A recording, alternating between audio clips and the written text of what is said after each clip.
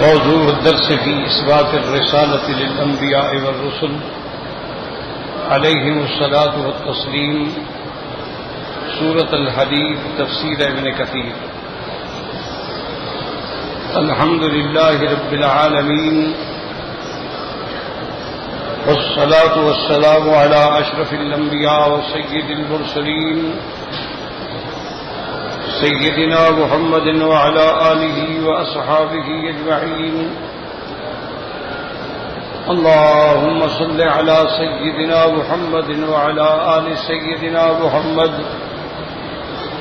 كما صليت على إبراهيم وعلى آل إبراهيم في العالمين إنك حميد مجيد۔ أعوذ بالله من الشيطان الرجيم، بسم الله الرحمن الرحيم۔ وَلَقَدْ أَرْسَلْنَا نُوحًا وَإِبْرَاهِيمَ وَجَعَلْنَا فِي ذُرِّيَّتِهِمَا النُّبُوَّةَ وَالْكِتَابَ فَمِنْهُمْ مُهْتَدٍ وَكَثِيرٌ مِّنْهُمْ فَاسِقُونَ۔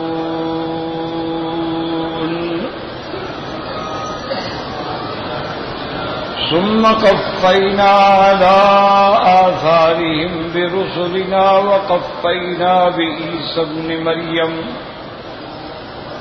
وآتيناه الإنجيل وجعلنا في قلوب الذين اتبعوه رأفة ورهبانية ابتدعوها ما كتبناها عليهم إلا ابتغاء رضوان الله فما رعوها حق رعايتها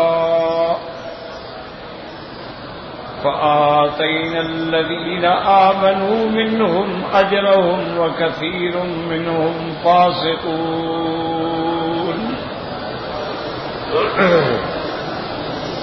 اللہ تبارک و تعالی نے کلام مقدس کی ان آیات مبارکہ میں ارشاد فرمایا ہے کہ وَلَقَدْ أَرْسَلْنَا، تحقیق ہم نے بھیجا، نوح علیہ السلام، ابراہیم علیہ السلام، وَجَعَلْنَا فِي ذُرِّيَّتِهِمَا، اور ہم نے ان کی اولاد میں رکھ دی نبوت بھی اور کتاب بھی۔ فَمِنْهُمْ مُهْتَدٍ، ان میں سے بعض جو ہیں وہ ہدایت یافتہ تھے، وَكَثِيرٌ مِّنْهُمْ فَاسِقُونَ، اور ان کی اکثریت جو ہے وہ حد سے نکلنے والے تھے۔ ثُمَّ قَفَّيْنَا عَلَىٰ آثَارِهِمْ، پھر ان کے نقش قدم پر ان کے بعد ہم نے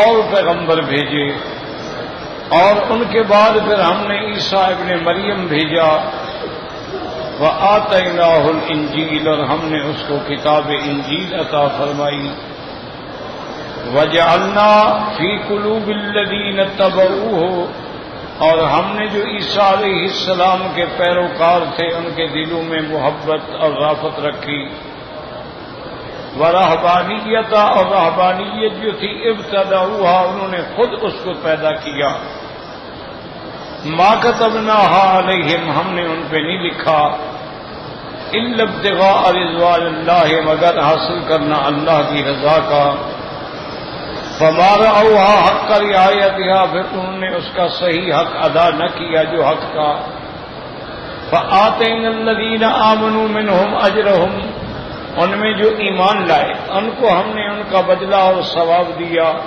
لیکن ان کی اکثریت جو تھی وہ بھی کافر تھی اور کفر کرنے والے تھے۔ تو اب یہ سمجھیں کہ ان آیات میں اللہ نے ارشاد فرمایا ہے کہ ہم نے بھیجا نوح علیہ السلام اور ابراہیم علیہ السلام، اور پھر ہم نے ان کی اولادوں میں، یعنی نوح علیہ السلام اور ابراہیم علیہ السلام کی اولادوں میں نبوت اور کتاب جو تھی وہ رکھ دی۔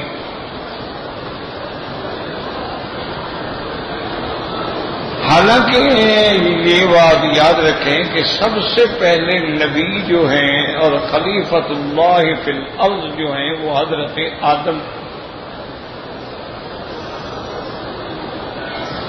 اور تمام انسانیت کی، تمام بشریت کی ابتدا اور مبدا جو ہے وہ حضرت آدم یعنی ابو البشر ہیں۔ اور حضور میرے آقا نے رحمت دو جہان صلی اللہ علیہ وسلم نے فرمایا کلکم بنو آدم وآدم من تراب، تم سب آدم کی اولاد ہو اور آدم کو اللہ نے مٹی سے پیدا کیا۔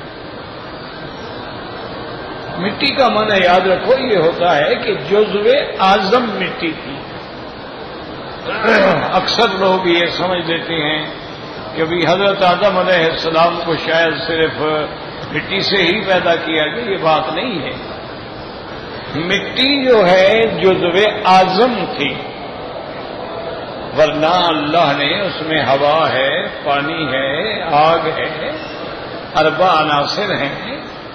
اسی لیے خداوند قدوس نے قرآن میں کئی مقام پہ فرمایا ہے کہ ہم نے آدم کو پیدا کیا من تراب، تراب کہتے ہیں خالص مٹی کو، اور کہیں فرمایا من تین، ہم نے پیدا کیا تین سے، تین کہتے ہیں جب مٹی پانی میں مل کے آئے اس کے بعد وہ تین ہو جاتی ہے، اور کہیں فرمایا من سلسال من حمأ مسنون، کہ ہم نے پھر اس مٹی کو پکایا اور اس سے آواز آنے لگی۔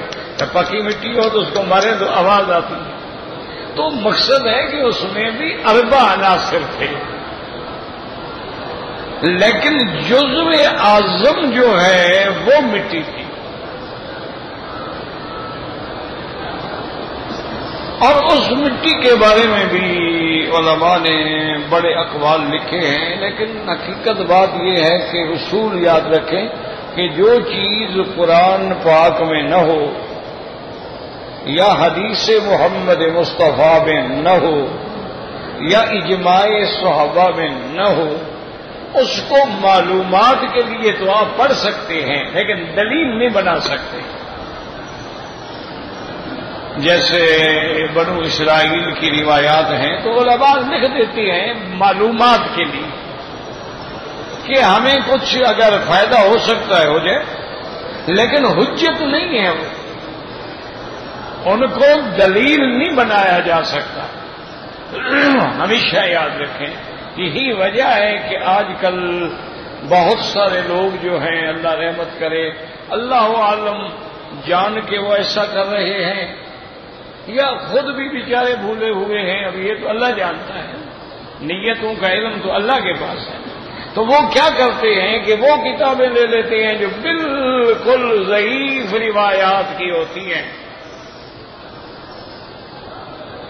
اسی لیے علماء نے کتابوں کے بھی طبقات بنائے ہیں، فقہا کے بھی طبقات بنائے ہیں، محدثین کے بھی طبقات بنائے ہیں کہ بھئی یہ طبقہ اولا کی کتاب ہے، طبقہ ثانیہ کی ہے، ثالثہ کی ہے، رابعہ کی ہے یا خامسہ کی ہے۔ اسی طرح راوی جو ہے یہ طبقہ اولا کا راوی ہے، یہ طبقہ ثانیہ کا راوی ہے۔ تو ہمیشہ یاد رکھیں وہ کیا کرتے ہیں، وہ طبقہ خامسہ والی جتنی کتابیں ہیں یہ علماء کے نزدیک حجت ہی نہیں ہے، وہ ان کو لے لیتے ہیں۔ اچھا ان میں بڑی عجیب عجیب روایات ہوتی ہیں کہ جی اللہ کے عرش کو 4 فرشتوں نے اٹھایا ہوا ہے، اور ہر عرش، یہ تو قرآن میں ہے لیکن آگے جو روایت بنائی کہ ہر فرشتہ جو ہے اس کے 4 منہ 4 ہیں، ایک انسان کا ہے اور ایک باز کا ہے اور ایک جانور کا ہے۔ انا للہ و انا الیہ راجعون۔ اور بعض نے ایسی روایت بھی لکھ دی ہے کہ جی وہ فرشتے جو ہیں نا جی، وہ ان کا جو پاؤں ہیں وہ زمین میں ہیں اور سر جو ہے وہ عرش پہ ہے، اتنا لمبا فرشتہ ہے۔ کس سے کہانی ہے جن کی کوئی حقیقت نہیں۔ اچھا وجہ کیا ہے؟ ان کو مصیبت یہ پڑ گئی کہ جب انہوں نے پڑھا نا کہ اللہ کے عرش کو 4 فرشتوں نے اٹھایا ہوا ہے اور قیامت میں 8 ہو جائیں گے، تو نے کہا بھی عرش پہ تو خدا ہے، اور جنہوں نے عرش اٹھایا ہوا ہے وہ تو اتنی طاقتور تھے نا کہ عرش بھی اٹھا لیا، خدا کو بھی اٹھا لیا۔ اس لیے وہ پھر روایتیں گھڑتے گئے، بناتے گئے۔ تو حالانکہ سیدھی سی بات ہے، یاد رکھو جب اللہ نے کہا ہے کہ یحمل عرش ربک فوقہم یومئذ ثمانیہ، قیامت والے دن اللہ کا عرش جو ہے وہ 8 فرشتے اٹھائیں گے، باقی فرشتے یہ نہیں کہ وہ زیادہ طاقتور ہیں، وہ تو اللہ کے حکم سے اٹھائیں گے نا، اللہ حکم دیں گے تو اللہ تبارک و تعالی اللہ کے حکم کی تعمیل وہ کریں گے۔ لا یعصون اللہ ما امرہم ویفعلون ما یؤمرون۔ تو اس لیے ہمیشہ یاد رکھیں مشکلات یہی ہوتی ہیں۔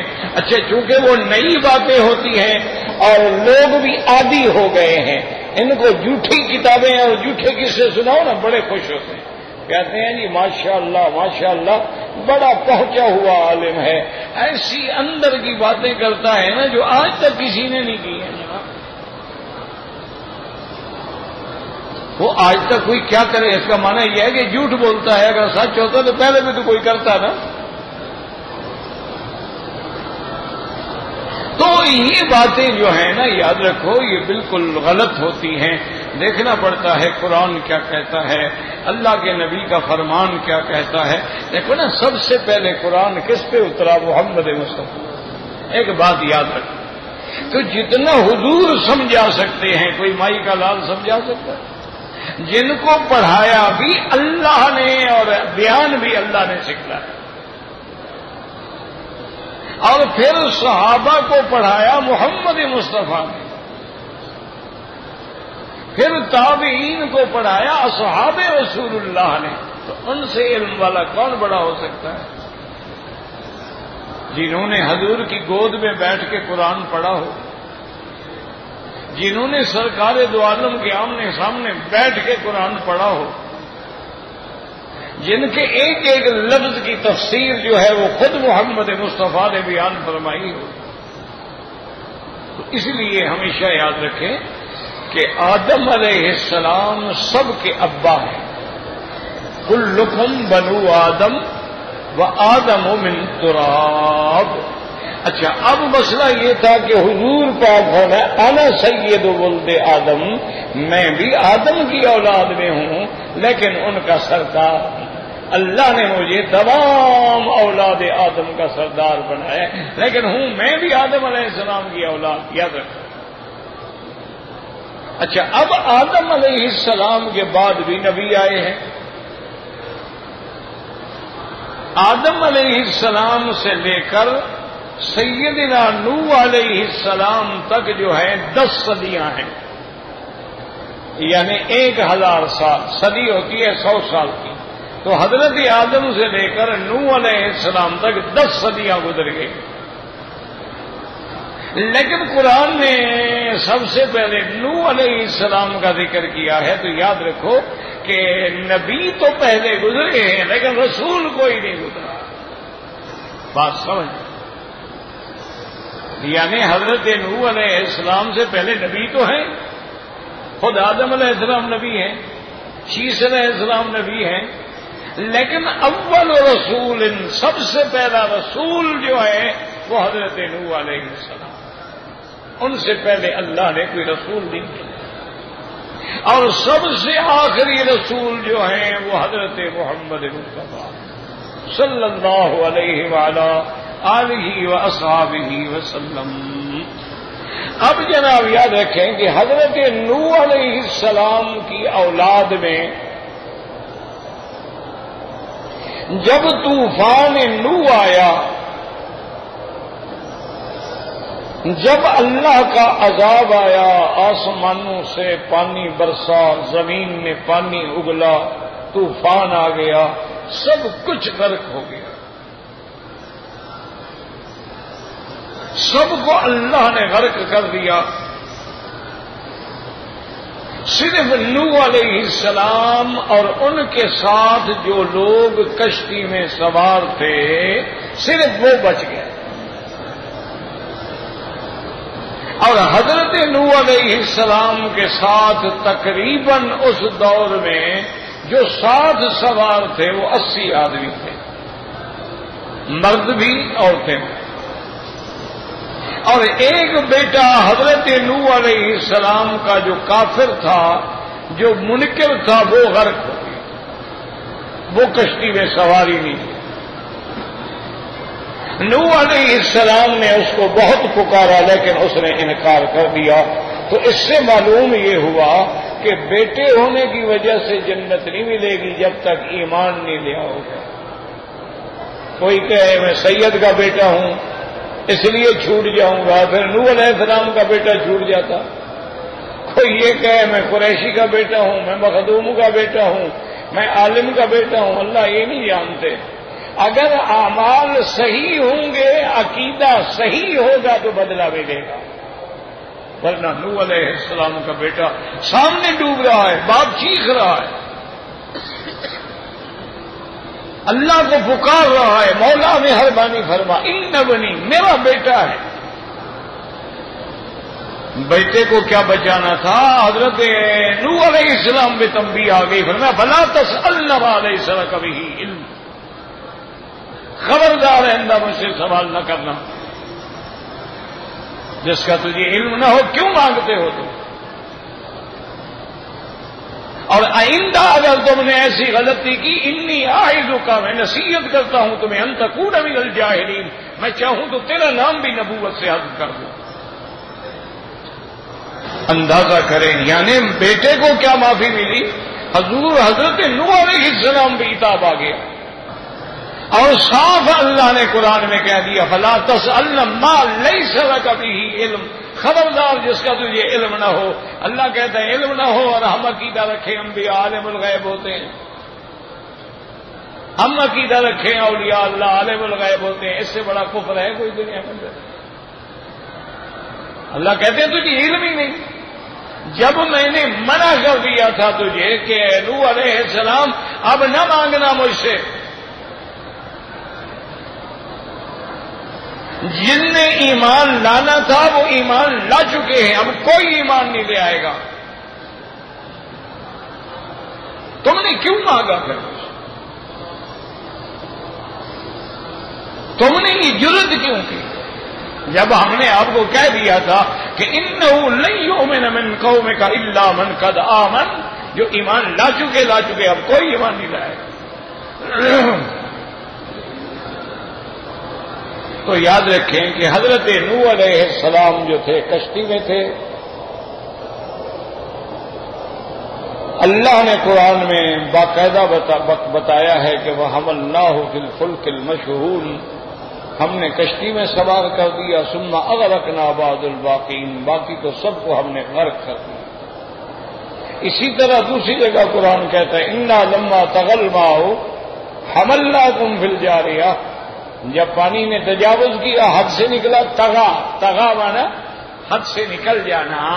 حضور فرماتے ہیں، میرے آقا فرماتے ہیں، میرے محبوب دو عالم فرماتے ہیں صلی اللہ علیہ وسلم کہ دو موقع ایسے ہیں، ایک موقع جب نوح علیہ السلام کی قوم پہ عذاب آیا، لما تغل الماء، وہ فرشتے جو پانی کو کنٹرول کرنے والے تھے ان کے کنٹرول سے بھی پانی نکل گیا۔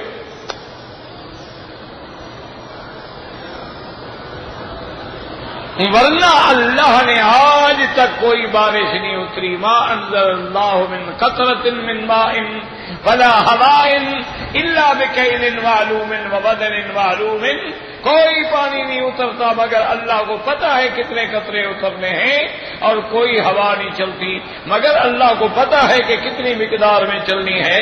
لیکن حضور نے فرمایا دو موقع ایسے ہیں کہ جب اب نوح علیہ السلام کی قوم پہ طوفان آیا، لمبا تغل ماء، تو پانی حد سے نکل گیا، فرشتوں کے قابو میں بھی نہ رہا۔ اور اسی طرح جب قوم عاد پہ عذاب آیا، اما اہد عاد فاہلکوا بالطاغیہ، اللہ نے ان پر بھی عذاب بھیجا ہوا کا، اور وہ ہوا بھی فرشتوں کے کنٹرول سے گویا نکل گئی۔ اب نوح علیہ السلام کی کشتی جو ہے یاد رکھو وہ جبل جودی پہ پہنچی ہے، یہی قرآن ہے۔ اللہ کا قرآن اسی پہ باقاعدہ اس نے نام لیا کہ ہم نے حضرت نوح علیہ السلام کی کشتی جو تھی، قیل یا ماء، اللہ نے حکم عقلی، اللہ نے حکم دیا کہ یا قیل یا ابلعی ماء کی، اب زمین پی جاؤ اپنا پانی، ویا سماء عقلی وغیض الماء وقضی الامر واستوت علی الجود، اور کشتی جو تھی وہ جودی پہ آ گئی۔ یہ جو لوگوں نے بنایا ہے کتابوں میں، تاریخوں میں، کہ جودی سے مراد ہندوستان کا ہمالیہ پہاڑ ہے، یہ بالکل جھوٹ ہے، من گھڑت روایات۔ جودی جو ہے یاد رکھو یہ عراق میں پہاڑ ہے، عراق اور شام کی سرحد پہ، اور وہ پہاڑ معلوم ہے عرب کو۔ اور حضور نے فرمایا کہ میری امت کے لوگوں نے بھی نوح کی کشتی کی وہ تختیاں اور لکڑیاں دیکھی ہیں، یعنی وہ پڑی گئی نا وہاں، اللہ نے ان کو عبرت بنا دیا نا، اس کشتی کو یادگار بنا دیا۔ تو بہرحال اب جناب پھر حضرت نوح علیہ السلام کی اولاد میں 3 لڑکے تھے، حام، سام، یافس۔ ایک تو کنعان تو مر گیا نا، وہ تو غرق ہو گیا، تو باقی جو لڑکے بچے ہوتی ہیں حام، سام، یافس۔ اب ان 3 میں سے اللہ نے ساری دنیا میں جو مخلوق ہے وہ پیدا کی، یاد ہے۔ یہ عرب علاقے جو ہیں یہ سام کی اولاد ہیں، اور آپ جو ہیں حام کی اولاد ہیں، اور افریقن ممالک جتنے ہیں یہ یافس کی اولاد ہیں۔ تو اللہ نے ان 3 میں سے سب کو پیدا کیا۔ تو اب ذریت نوح علیہ السلام چلی۔ اب ابعد جو ہے ہمارا پہلا باپ جو ہے وہ حضرت آدم ہو گئے، اور الابد ثانی جو ہے وہ حضرت نوح علیہ السلام۔ پھر حضرت نوح علیہ السلام کی ذریت میں پھر ایک زمانہ آیا کہ جب حضرت ابراہیم آئے۔ حضرت ابراہیم علیہ السلام کو بھی اللہ نے یہ شرف دیا کہ آپ کی ذریت میں اللہ نے نبوت رکھ دی، کہ یعنی آپ دیکھیں کہ ابراہیم علیہ السلام جو ہے میرے پاک مدنی نے رحمت دو عالم نے کتنی پیاری بات فرمائی، فرمایا الکریم ابن الکریم ابن الکریم ابن الکریم۔ تو لوگ نہیں سمجھے، تو انہوں نے کہا حضور کیا مراد ہے؟ آپ نے فرمایا اللہ کے بندے دیکھتے نہیں ہو کہ یہ کیسا سلسلہ نسب ہے کہ الکریم ابن الکریم ابن الکریم ابن الکریم، کہ یوسف علیہ السلام کا ابا یعقوب ہے، یعقوب کا ابا جو ہے وہ اسحاق ہیں، اور اسحاق کا ابا جو ہے وہ سیدنا ابراہیم، سارے نبی ہیں۔ الکریم ابن الکریم ابن الکریم۔ اچھا بعض لوگوں نے یہ بھی لکھ دیا ہے کہ یوسف علیہ السلام کے باقی بھائی جو تھے وہ بھی نبی تھے، لیکن غلط بات ہے، نبی صرف یوسف علیہ السلام۔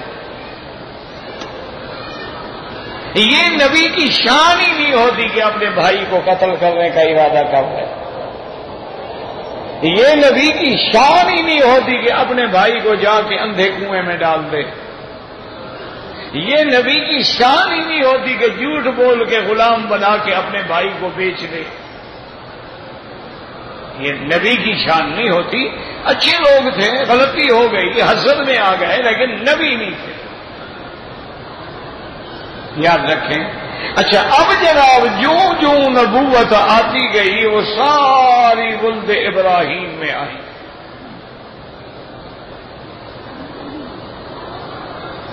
اللہ بدلہ تو دیتے ہیں نا، یاد رکھو اللہ کسی کا احسان نہیں رکھتے۔ حضرت ابراہیم علیہ السلام نے اللہ کی توحید کے لیے اپنے ماں باپ کو چھوڑا تھا کہ نہیں چھوڑا تھا؟ باپ کو بھی چھوڑ دیا، ماں کو بھی چھوڑ دیا، کیونکہ وہ بت پرست تھے۔ قال سلام علیک، اچھا ابا جان ہم جا رہے ہیں، ساستغفر لک ربی، اللہ سے میں معافی مانگتا رہوں گا آپ کے لیے، لیکن اب میں آپ کے ساتھ رہ نہیں سکتا۔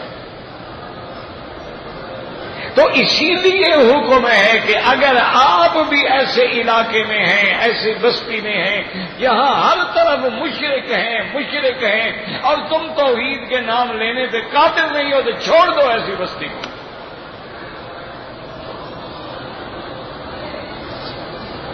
اور اسی طرح حدیث میں ہے کہ کسی کافر ملک میں رہنے کی کوشش نہ کرو،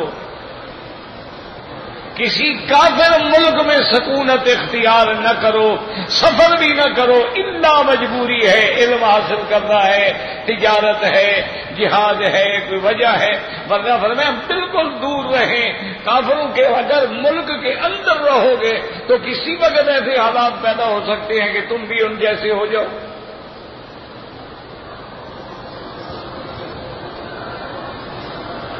اب اللہ کے پیغمبر نے حضرت ابراہیم نے ابا بھی چھوڑ دیا، اماں بھی چھوڑ دی، اللہ نے فرمایا میرے خلیل تم نے میرے لیے گھر بار ماں باپ چھوڑا ہے نا، ہم بھی تیری اولاد میں اتنی شان رکھیں گے قیامت تک نبی تیری اولاد سے ہی ہے، ہم نے بھی اب تمہیں ابو الانبیاء بنا دیا، تم نے ایک باپ چھوڑا، ہم نے نبیوں کا تجھے باپ بنا دیا، اور توحید کے لیے مرو، دیکھو اللہ شان دیتا ہے کہ نہیں دیتا؟ تم تو حلووں پہ مر رہے ہو نا، تمہیں تو چوری کھانی ہے نا بجن والی، خون دینے والے عاشق تو کم ہوتے ہیں، توحید کے لیے مار کھانی پڑتی ہے، اور جب وہ مار کھانی پڑتی ہے تو پھر شان آتی ہے۔ حضرت امام احمد ابن حنبل جو اس ملک کے امام ہیں رحمت اللہ علیہ فرماتے ہیں کہ جب مجھے کوڑے مارے گئے، اللہ عالم فرماتے ہیں اس کوڑے میں پتہ نہیں کیا شان تھی کہ اس کے بعد مجھے اللہ نے اونچا کر دیا، اللہ نے میری شان بلند کر دی۔ تو اس لیے یاد رکھیں کہ یہاں اللہ نے فرما دیا کہ ہم نے نوح اور ابراہیم ان کی ذریت میں ہم نے نبوت بھی رکھ دی، کتاب بھی رکھ دی۔ اب سارے انبیاء جو آئے ہیں یاد رکھو، حضرت اسحاق ان کی اولاد کا نام کیا ہے؟ یعقوب۔ یوسف علیہ السلام کے ابے کا نام کیا ہے؟ یعقوب۔ ان کا دوسرا نام کیا ہے؟ اسرائیل۔ اسرائیل بھی ان کا نام ہے، یاد رکھو، یعقوب بھی ان کا نام ہے، یا بنی اسرائیل، یہ وہی نسبت ہے۔ تو اب جتنے نبی آئے سب حضرت یعنی اسحاق کی اولاد میں آئے ہیں، کیونکہ حضرت یعقوب کس کے بیٹے ہیں؟ حضرت اسحاق کے۔ حضرت اسحاق سے یعقوب، یعقوب سے پھر یوسف، سارے نبی آتے گئے، تو یہ سارے ولد اسحاق ہیں، اور اسحاق ولد ابراہیم ہیں، اور بنو اسرائیل کا آخری پیغمبر کون ہے؟ حضرت عیسیٰ علیہ السلام۔ یاد رکھو،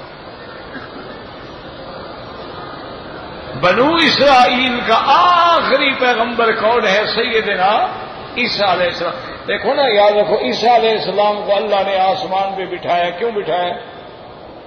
موسیٰ علیہ السلام کو بٹھا دیتے، کسی اور پیغمبر کو بٹھا دیتے، لیکن عیسیٰ علیہ السلام کو کیوں بٹھایا؟ اور یہ بھی یاد رکھو، عیسیٰ علیہ السلام اور میرے مدنی سرکار کے درمیان میں 600 سال کا فرق ہے، 6 صدیاں گزر گئیں، کوئی پیغمبر نہیں آیا۔ عیسیٰ علیہ السلام کے بعد پھر آمنہ کا لال حضرت محمد مصطفیٰ ہے، اور حضرت موسیٰ علیہ السلام کے درمیان اور حضور کے درمیان میں 1200 سال کا فرق ہے۔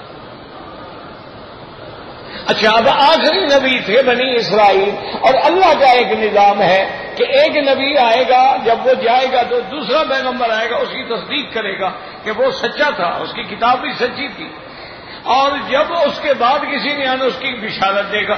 اب حضور کے بعد تو کوئی نبی ہے نہیں، تو وہ نظام خداوندی ٹوٹتا تھا.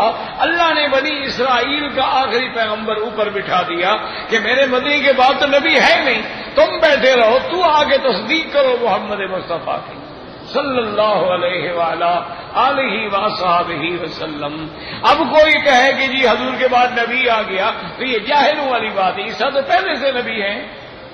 مانا ہے حضور کے بعد کوئی نیا نبی نہیں بنے گا. اگر کوئی دعویٰ کرے گا دجال ہوگا, کوئی دعویٰ کرے گا کذاب ہوگا, کوئی دعویٰ کرے گا مسیلمہ ہوگا, کوئی دعویٰ کرے گا اسود انسی ہوگا, کوئی دعویٰ کرے گا مرزا قادیانی ہوگا, لیکن نبی نہیں آئے گا. عیسیٰ علیہ السلام تو پہلے سے نبی ہے, ان کو نبی نبوت تو نہیں ملی ہے. اب حضرت عیسیٰ علیہ السلام بنو اسرائیل کا آخری نبی اور پھر سب کے آخر جو ہیں, سب کے خاتم جو ہیں وہ حضرت محمد مصطفیٰ ہیں. اس لیے آ گیا خاتم النبیین, خاتم النبیین.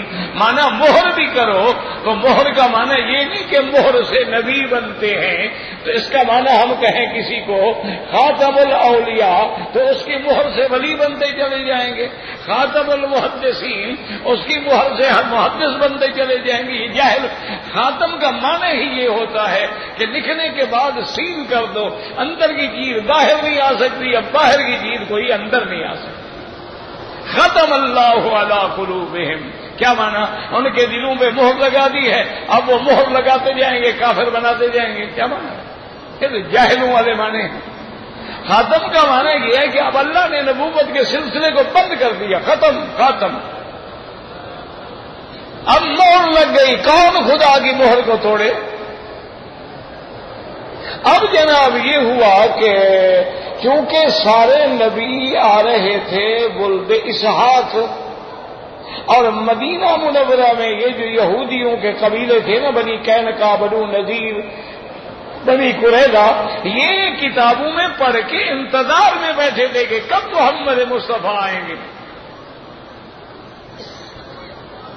یہ تو ایمان کے لیے بیٹھے ہوئے تھے. لیکن جب حضور آئے اور ولد من ولد اسماعیل, اور حضور پیدا ہوئے حضرت اسماعیل کے خاندان میں, اب یہودی اکڑ گئے. انہوں نے کہا ہمارا وہ نبوت والا سلسلہ تو ختم ہو گیا, بنو اسحاق سے تو نبوت چھین گئی, ہم کیوں ایمان لائیں بھائی؟ یہ بنو اسحاق سے تو ہے نہیں. حالانکہ جاہل ہیں بھی, اسحاق کس کا بیٹا ہے؟ ابراہیم کا. اور اسماعیل کس کا بیٹا ہے؟ ابراہیم کا. لیکن ضد ہے, بغیم بھائی, ضد کی وجہ سے حسد من عند انفسہم, وہ ایمان نہ لے آئے. اس لیے یہاں اللہ نے وضاحت فرما دی اور ارشاد فرمایا وَلَقَدْ أَرْسَلْنَا نُوحًا وَإِبْرَاهِيمَ وَجَعَلْنَا فِي ذُرِّيَّتِهِمَا النُّبُوَّةَ وَالْكِتَابَ فَمِنْهُمْ مُهْتَدٍ وَكَثِيرٌ مِّنْهُمْ فاسقون. یا دیکھیں کہ فمنہم ضمیر کس طرف ہے؟ بعض علماء فرماتی ہیں فمنہم مہتد, ضمیر ذریت کی طرف ہے کہ آپ کی اولاد میں ہدایت والے بھی تھے, لیکن اکثر جو ہیں وہ کافر تھے. لیکن علماء نے فرمایا یہ بات نہیں ہے, آپ کی ذریت میں تو اللہ نے نبوت و کتاب رکھی ہے. آگے جو امتیں تھیں ان میں ہدایت والے بھی تھے اور انکار کرنے والے بھی تھے. وَمِنْهُمْ مُهْتَدٍ وَكَثِيرٌ مِّنْهُمْ فَاسِقُونَ. یاد ہے فاسق کہتے ہیں گناہ کرنے والا, کبیرہ گناہ کا ارتکاب کرنے والا فاسق ہوتا ہے. چوہے کو کہتے ہیں فوائسقہ. فوائسقہ کیوں کہتے ہیں کہ ادھر سے نکل جائے گا, ادھر سے نکل جائے گا, ادھر سے نکل جائے گا. تو فاسق جو ہے وہ بھی اللہ کے حدود کو توڑ کے نکل جاتا ہے. اس لیے کبیرہ کا مرتکب فاسق ہوتا ہے, لیکن کافر کو بھی فاسق کہا جاتا ہے.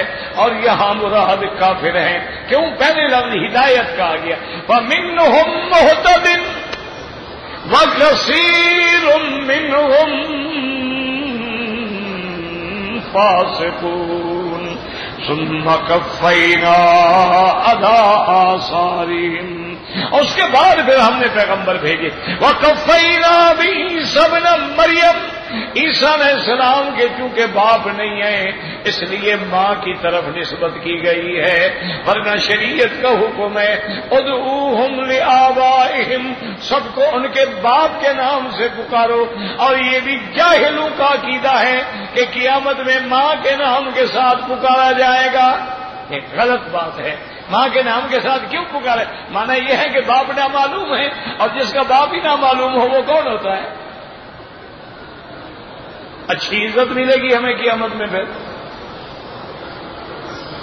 عجیب بات ہے کہ ماں کے نام کے ساتھ پکارا جائے، جیسے اب یورپ میں باپ کا نام نہیں لکھتے، سکول میں جب لڑکا ہو نا تو ماں کا نام لکھتے ہیں۔ وجہ کیا ہے؟ باپ کا تو پتہ ہی نہیں نا، باپ تو 150 ہے۔ وہ تو ہر رات کلب میں ایک نیا باپ ہے، ہر رات بار میں ایک نیا باپ ہے، ہر رات پب میں ایک نیا باپ ہے۔ اب کس کا نام لکھے؟ اچھا اپنا اپنا فائدہ اٹھا کے سب چلے گئے، ان کو کیا ضرورت پڑی ہے دوسرے کے بچے کو پالیں؟ یاد رکھو یہ جاہلوں کا عقیدہ ہے، قیامت میں سب کو ان کے باپ کے نام سے پکارا جائے گا الا عیسیٰ، چونکہ عیسیٰ کا باپ کوئی نہیں، اس لیے کہا جائے گا عیسی ابن مریم۔ اور فرماتی ہیں وَآتَيْنَاهُ الْإِنْجِيلَ، ہم نے ان کو کتاب انجیل وَجَعَلْنَا فِي قُلُوبِ الَّذِينَ اتَّبَعُوهُ رَأْفَةً وَرَحْمَةً وَاللَّهُ أَعْلَمُ۔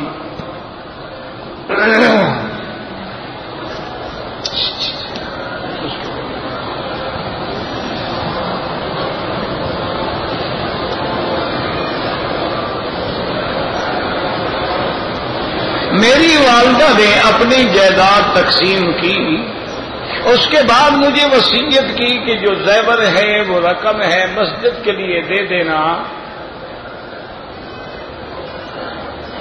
بہرحال اب بھائی کہتی ہیں کہ وہ مسجد پہلے کے لیے وقف رقم بھی تقسیم کروائیں، پتہ نہیں میں نہیں سمجھا۔ بہرحال اپنی والدہ کی وصیت پہ عمل کرو، ایک موٹی بات ہے۔ اگر آپ کی والدہ نے وصیت کی ہے، جائیداد بھی اس نے تقسیم کر دی، لیکن وہ اپنے زیور وغیرہ اس نے مسجد کے لیے دیے ہیں، دے دے۔ جو بھائی نہیں مانتے پھر خدا کو جواب دیں گے۔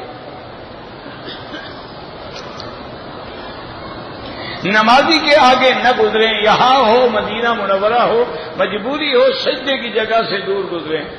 طواف کرتے ہوئے سینہ کعبے کی طرف نہ ہو، نہ پشت کعبے کی طرف ہو، ایسے چلیں اور نظر نیچے رکھیں۔ اگر کہیں دھکا لگے اور سیدھا ہو جائے 2 قدم ہٹ کے پیچھے پھر طواف شروع کر دیں۔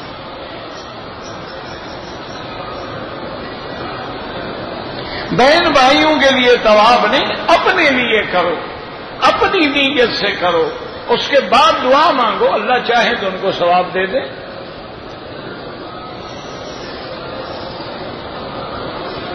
اگر ہماری 40 نمازیں مدینہ منورہ میں پوری نہ ہوں، یاد رکھو 40 نمازیں پڑھنا نہ فرض ہے، نہ واجب ہے، نہ سنت مؤکدہ ہے۔ 40 نمازیں پڑھنا ایک فضیلت ہے کہ اگر اللہ کسی کو 40 نمازیں نصیب کر دے تو اللہ اس کو نفاق سے اور آگ سے بری فرما دیتے ہیں۔ نہ پڑھ سکے کوئی بات نہیں۔ ایک آدمی مثلا 9 صبح جاتا ہے، 9 بجے جا کے صلاۃ و سلام پڑھتا ہے، 10 بجے واپس نکل آتا ہے، ظہر ایک نماز بھی نہیں پڑھتا، کوئی بات نہیں، زیارت ہو گئی۔ زیارت الگ چیز ہے، فضیلت الگ چیز ہے۔ پڑھ سکیں پڑھیں، نہ پڑھ سکیں کوئی بات نہیں۔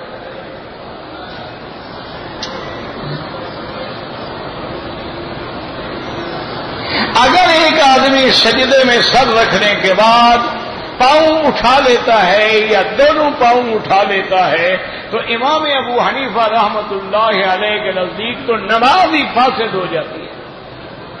باقی ائمہ کے نزدیک نماز ہو جائے گی، لیکن ایک امام تو مخالف ہے نا، کہ وہ کہتے حدیث میں ہے کہ انسان یسجد علی 7 اعضاء، 7 اعضاء پہ آدمی سجدہ کرتا ہے۔ جب ایک اعضاء اٹھا لیا تو سجدہ نہ ہوا، جب سجدہ نہ ہوا تو نماز نہ ہوئی۔ یہ تو کھیلتے رہتے ہیں، نہیں پیچھے اٹھاتے رہتے ہیں۔ اچھا ویسے بڑے آرام سے بیٹھے ہوں گے، نماز میں کھڑے ہوں تو ان کو خارش شروع ہو جاتی ہے۔ اب اس کا کیا علاج ہے؟ علاج دعا ہے، دعا تو ہم کرتے رہتے ہیں گندی زبان سے، جیسی مجھ سے کسی نے مکہ مدرسے کے ایک ابدا کیا، پتہ نہیں کیا لکھا ہے، مجھے تو پڑھا نہیں جاتا کون سی زبان میں لکھا ہے، نماز کے دوران وضو ٹوٹ گیا، چھوڑ دو نماز، یہ بات ہے، بغیر وضو پڑھتے رہو گے، عجیب بات نہیں، اب یہ بھی مسئلہ پوچھنے والا ہے، ٹھیک ہے بھائی مفت کا مولوی رگڑا لگاؤ جو لگا سکتے، بھائی ہر چھوٹے بچے کو پتا ہے کہ وضو کے بغیر نماز نہیں ہوتی۔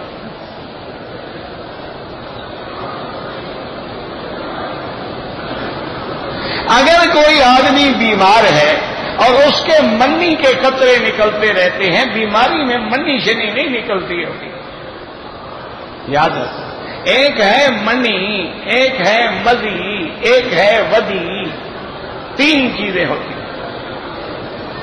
منی وہ ہے جو آدمی کے عضو سے شہوت سے نکلتی ہے، اور شہوت سے اور ٹپک کے نکلتی ہے، اس کے بعد عضو مر جاتا ہے، یہ منی ہے، اس پر غسل کرنا ضروری ہے۔ ایک ہے آپ پیشاب کرنے کے لیے بیٹھے، سفید مادہ آ گیا، آپ پیشاب کر کے فارغ ہوئے، سفید مادہ آ گیا، میاں بیوی آپس میں بوسو کنار کرنے لگے، سفید لیسدار مادہ آ گیا، اس سے غسل نہیں ہوتا۔ غسل صرف منی پہ واجب ہے، باقی چیزوں کے لیے استنجا کرے، وضو کرے، بس۔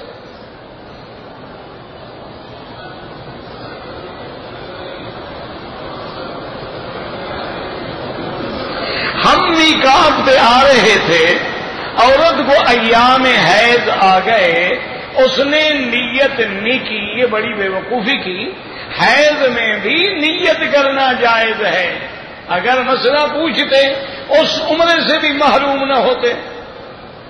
اب بہرحال آ گئے، اب حل یہ ہے کہ فوراً مدینہ منورہ چلے جاؤ، وہاں سے احرام باندھ کے آ جائے تاکہ اس کا میقات کا عمرہ ہو جائے۔ اگر یہاں عمرہ کرو گے تو دم دینی پڑے گی۔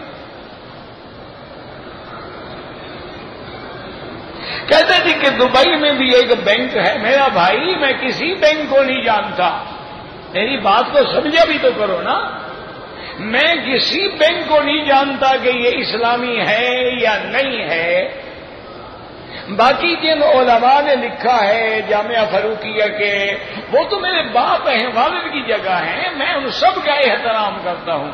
میں نے بھی تمہاری طرح سنا ہے کہ بعض بینک اسلامی انداز میں کام کر رہے ہیں، کچھ خلیج کے ہیں، کچھ دبئی کے ہیں، کچھ آپ کے ملکوں کے ہیں، لیکن میرے پاس ان کی نہ کوئی تفصیل ہے، نہ تو ان کی کوئی طریقہ کاروبار ہے۔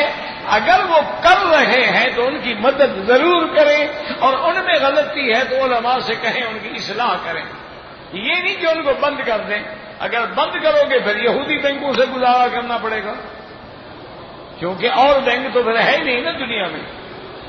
ابھی لوگوں نے ہمت کی ہے، اسلام کی طرف آئے ہیں، بعض علماء سے انہوں نے فتاوی بھی حاصل کیے ہیں، تو اب ایک راستے پہ چل پڑے ہیں، ان میں غلطیاں ہیں، 50% غلطیاں ہوں گی، 50% تو ٹھیک ہو گئے، 60% غلطیاں ہوں گی، 40% تو ٹھیک ہو گئے، باقی غلطیاں تم ٹھیک کرو، ان کے ساتھ علماء کو بٹھاؤ، ان کے ساتھ میٹنگ کرو پیار سے، محبت سے، کہ بھائی تم اچھا کام کر رہے ہو لیکن یہ غلطی ہے، یہ غلطی ہے، اس کی ٹھیک کرو، اس کو یوں کرو، اس کو یوں کرو۔ میرے لیے تو سارے بزرگ واجب الاحترام ہیں، حضرت تقی صاحب ہوں، حضرت ظفر علی خان صاحب ہوں، حضرت سلیم اللہ، تمام میرے لیے تو بزرگ ہیں، میرے لیے واجب الاحترام ہیں، میرا ان سے کسی مسئلے میں اختلاف نہیں، اور نہ میرا وہ مقام ہے کہ ان کے مقابلے پہ میں فتویٰ دے سکوں۔ میری ایک درخواست ہے کہ خدا کے لیے یہودی بینکوں کو فیل کرو، اسلامی بینکوں کو کامیاب کرو۔ میری تو درخواست ہے امت مسلمہ سے، 57 ملک ہے اسلامی، ایک اسلام کے نام کا بینک بناؤ، اسلام کے نام کی کرنسی بناؤ، ایمان سے یہ کافر تمہارے پاؤں میں پڑے ہوں گے، تمہاری دولت سے وہ عیش کر رہے ہیں، ہم بھوکے مر رہے ہیں،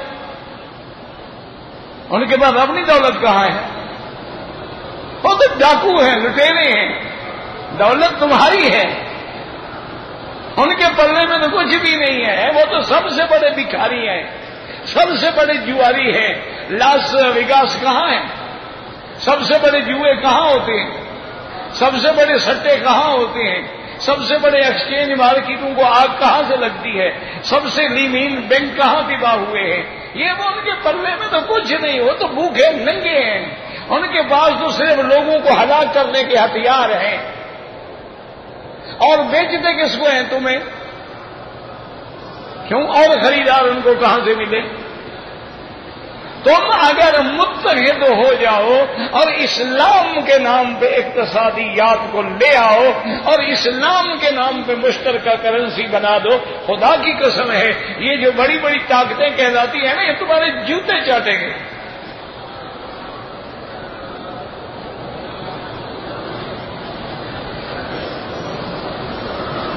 کہتے جی کہ طواف میں میں نے آخری استلام نہیں کیا، کچھ نہیں ہوتا اللہ کے بندے، استلام اس مستحب ہے، نہیں کیا کیا ہو گیا؟ کچھ بھی نہیں ہے۔ یہ کھڑے ہوتے ہیں وہاں اللہ اکبر اللہ اکبر اللہ اکبر، 10 آدمی ٹکرا رہے ہیں، وہ کھڑا ہے، تو حجر اسود کو کہہ رہے ہو کہ میں فلانا ہوں، خیال رکھنا میرا۔ حکم ہے ہمیں اللہ اکبر السلام علیکم جاؤ، ہم تو حکم کی تعمیر کر رہے ہیں، ہمیں حجر اسود سے کیا ہے؟ تیرے بوسے کو ہم دیتے ہیں بوسا حجر اسود پر، وگرنہ ہم مسلمانوں کا کیا رکھا ہے پتھر میں؟ ہم تو محمد مدنی کے بوسے کو بوسا دے رہے ہیں نا۔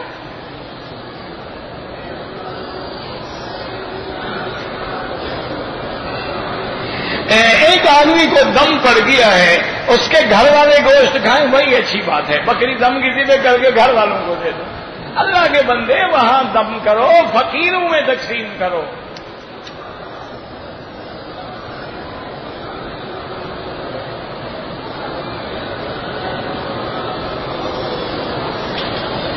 پتہ نہیں مدینے سے احرام باندھا، لیکن کوئی امر واقع ہوا دم پر، کیا امر واقع ہوا؟ تو میں کیا خواب دیکھوں؟ حضرت علی اور حضرت معاویہ کے درمیان میں جنگ ہوئی تھی، بالکل ہوئی تھی۔ ان میں حق پہ کون تھا؟ حق پہ حضرت علی تھے، حضرت معاویہ کی اجتہادی خطا تھی، اور اجتہادی خطا معاف ہوتی ہے۔ دیکھو نا، حضرت ہارون اور حضرت موسیٰ علیہ السلام میں جنگ ہوئی، ناراضگی ہوئی، داڑھی پکڑ لی بھائی کی، نبی کی داڑھی پکڑ لی، کس پہ الزام لگاؤ گے؟ وہ دونوں نبی ہیں، وہ بھی دونوں جو ہیں وہ داماد محمد مصطفیٰ ہے، اور حضرت معاویہ جو ہیں وہ حضور کی بیوی کا بھائی ہے، سالہ ہے، اور کاتب الوحی ہے، وہ تو دونوں حضور کے عزیز ہیں۔ دشمن نے لڑا دیا، باپ بیٹا بھی لڑ جاتے ہیں۔ حق حضرت علی کے ساتھ تھا، یہ اہل سنت والجماعت کا عقیدہ ہے کہ حق حضرت علی کے ساتھ تھا۔ حضرت معاویہ سے غلطی ہوئی اور اجتہادی خطا ہوئی، اور خطا اجتہادی جو ہے، المجتہد جو ہوتا ہے یخطئ و یصیب، اس سے غلطی بھی ہوتی ہے اور ثواب بھی ہوتا ہے، اگر غلطی بھی ہو جائے اس کو بھی اجر ملتا ہے۔ لیکن یاد رکھو، لڑائی کے بعد بھی وہ دونوں بھائی تھے۔ جب حضرت علی اور حضرت معاویہ رضی اللہ عنہما کی جنگ ہو رہی تھی، روم کے بادشاہ کو اطلاعات ملی، وہ پہلے بھی مار کھائے ہوئے تھے، تو ان کو موقع ملا، انہوں نے کہا کہ بھی حضرت علی اور حضرت معاویہ لڑ رہے ہیں، ان کا اور حضرت علی مدینہ چھوڑ کے کوفے کو ہیڈ کوارٹر بنا بیٹھے ہیں، ہمیں بڑا اچھا موقع ہے، ان کو لڑنے دو، ہم مدینے پہ پیچھے سے جا کے حملہ کر کے مدینے پہ قبضہ کرنا۔ تو بادشاہ نے تیاری شروع کر دی۔ حضرت معاویہ رضی اللہ تعالی عنہ کو پتہ چلا کہ بادشاہ روم جو ہے وہ مکہ مدینہ پہ چڑھائی کر رہا ہے، تو اس نے اس کو خط لکھا حضرت معاویہ نے، آج بھی وہ خط تاریخ میں شاہد ہے۔ پتہ ہے آپ نے کیا لکھا؟ آپ نے لکھا، یا کلب الروم، اے روم کے کتے، ہماری لڑائی سے فائدہ اٹھانا چاہتے ہو، جس دن تم نے مدینے کا رخ کیا، معاویہ علی کا سپاہی بن کے لڑے گا۔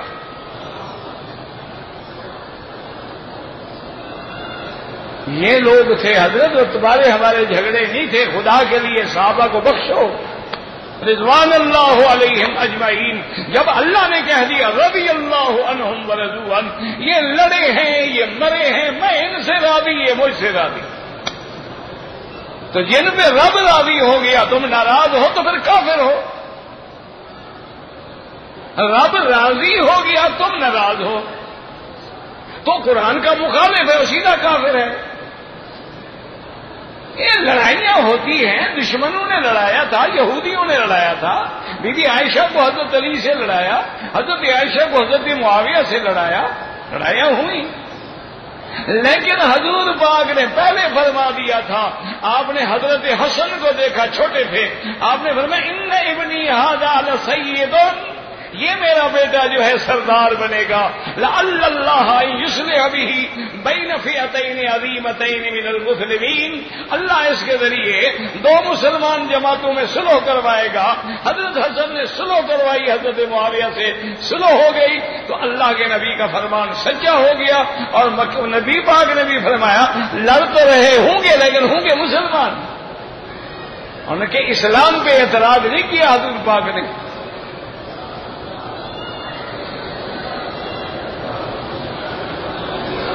کہتے جی کہ زمزم لے جائے پاکستان میں پانی ملا دے، نہیں، اس کو ایسا کرو کہ لے جاؤ دریا سندھ میں ڈال دو اور اخبار میں دے دو بھی پانی پیتے رہو، زمزم آ رہا ہے، زمزم آ رہا ہے، زمزم آ رہا ہے۔ اللہ کے بندے لے جاؤ، تھوڑا تھوڑا دو، خالص دو، کیوں ملاوٹ؟ ہر بات میں ملاوٹ کے عادی ہو گئے، کھانے میں بھی ملاوٹ، حج میں بھی ملاوٹ، عمرے میں بھی ملاوٹ۔ تھوڑا ہے، کہہ دو تھوڑا ہے، ایک ایک گھونٹ دے دو، بس مقصد ہے برکت ہے، پی لے۔ کہتے ہیں کہ مسجد کی تعمیر میں اگر کسی ہندو نے یا کسی عیسائی نے پیسے دے دیے، چندہ شامل کر دیا مسجد میں، کوئی بات نہیں، یہ کعبہ شریف کس نے بنایا؟ سارے پیسے کافروں کے تھے۔ حضور کے زمانے میں جب کعبہ بنا ہے تو ابو جہل اینڈ کمپنی کا پیسہ لگا ہوا ہے۔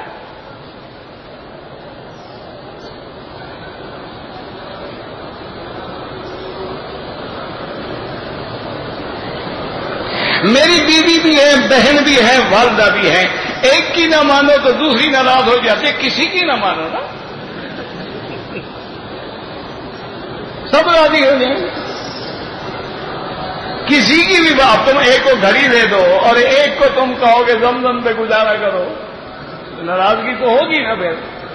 نہیں جناب، کسی کی نہ مانو، خاموش کہو عبادت کے لیے آئے، چپ، اللہ اکبر، 2 دن میں ٹھیک ہو جائیں گے۔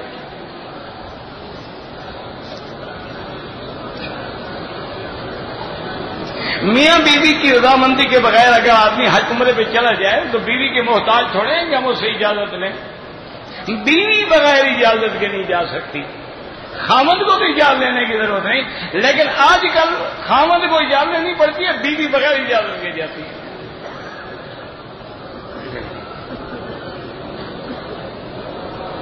کہتے ہیں کہ میاں بیوی ایک دوسرے سے ناراض ہیں لیکن دونوں عمرے پہ آئے ہوئے، ناراض اچھے ہیں، عمرے پہ تو کٹھے آئے ہوئے ہیں، ناراض کہاں ہے پھر؟ خدا کے بندے دنیاوی ناراضگی نہ رکھو، 3 دن سے زیادہ ناراض رہو تو سرکار دو جہاں کے مخالفت ہے۔ حضور نے فرمایا فوراً جھگڑا ختم کرو۔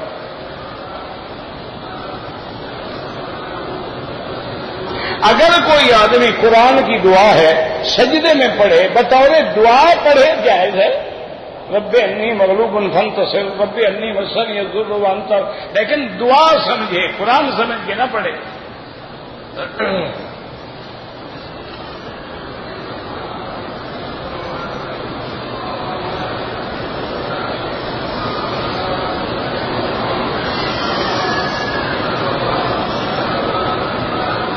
میں نے احرام خراب ہو گیا، دھلنے کے دے دیا، 20-25 منٹ کے لیے میں نے قمیض پہن لی، 2-4 ریال خیرات کر دو، کوئی حرج نہیں، کچھ بھی نہیں ہوتا۔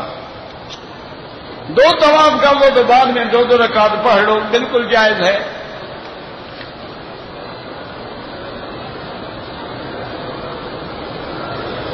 یہ تم نے سارا غلط، اللہم اجرنی فی مصیبتی واخلف لی، غلط لکھا ہے تم نے، کسی عالم سے لکھوا لو۔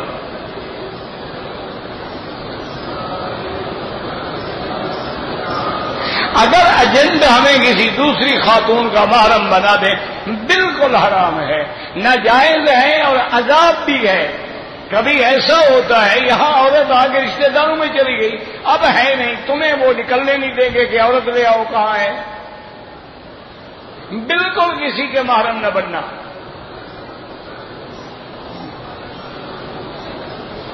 منافع کی شرع کی کوئی حد نہیں ہوتی، لا ضرر ولا ضرار، نہ کسی کو نقصان پہنچاؤ نہ خود نقصان اٹھاؤ، اعتدال ہو۔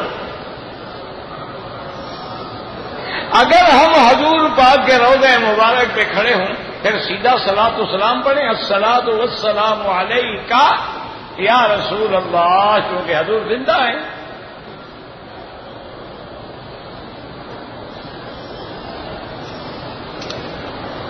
کہتے جی کہ حرم میں تو نیکی 1,00,000 کے برابر ہے، اور کہتے ہیں کہ دین کی تبلیغ پہ نکلو تو 49 کروڑ ہو جاتا ہے۔ تو یہ بھی آتے ہیں نا کہ جب تم حرم حج پہ جاتے ہو تو پیدل اگر کرو تو ایک نیکی 700 حرم کی نیکی کے برابر ہے، تو وہ کیسے زیادہ ہو گئی؟ یعنی تم اللہ زیادہ دے تو تم گھٹانا چاہتے ہو، تم نے کوئی وہاں اپنا کنٹرول فنگر لگایا ہوا ہے۔ واللہ یضاعف لمن یشاء، جتنا بڑھا دے ان کی مرضی۔ تو دین کی تبلیغ فرض ہے، طواف تو نفل ہے۔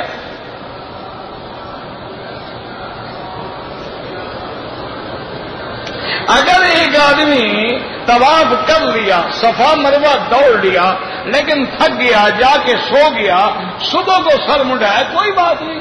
نیند میں کپڑا منہ پہ آ گیا، کوئی بات نہیں۔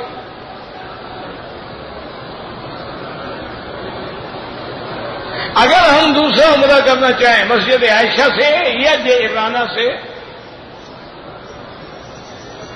اگر میاں بیوی طواف میں علیحدہ ہو جائیں کوئی بات نہیں۔ زندہ بہن بھائیوں کے لیے دعا کرو، پڑھا ہی نہیں جاتا۔ ایک آدمی کی شادی ہوئی 8 سال، خامد شادی کے 3 ماہ بعد سعودی عرب آ گیا، 2 سال تک فون پہ رابطہ رہا، پھر 6 سال ہو گئے وہ نہیں آیا۔ بہرحال اگر وہ زندہ ہیں تو نکاح باقی ہے، نہ آئے وہ گناہ گار ہے، قیامت میں سزا بھگتے ہیں، لیکن نکاح نہیں ٹوٹے گا۔ اس سے طلاق حاصل کرو، عورت جا کے کورٹ میں کھلو کر دے۔